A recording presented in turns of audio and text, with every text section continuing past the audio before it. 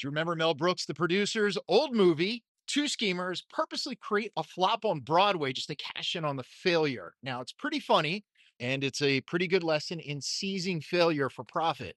Now, go back to COVID. The administration pulled a move that would make those schemers proud.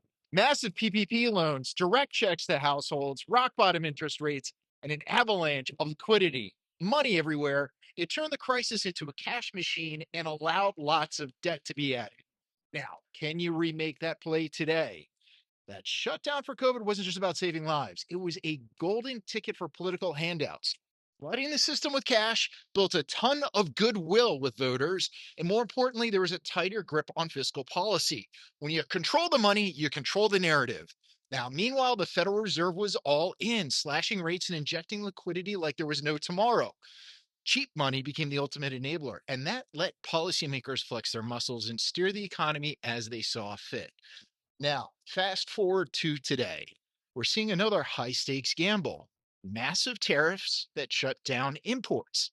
This isn't just a trade tactic. It could be a deliberate strategy that's poised to trigger price shocks, spike unemployment, and maybe push us into recession. Now, here's the kicker.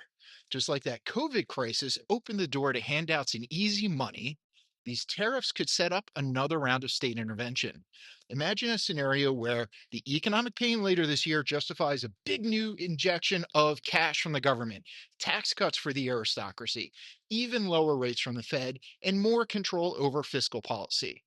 Just issue more debt and let Gen Z pay it off in a couple of years.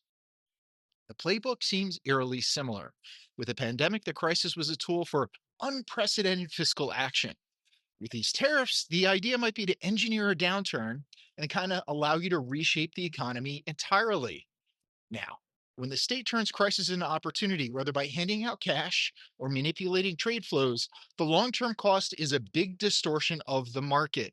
It's a risky game where political power starts to trump economic fundamentals.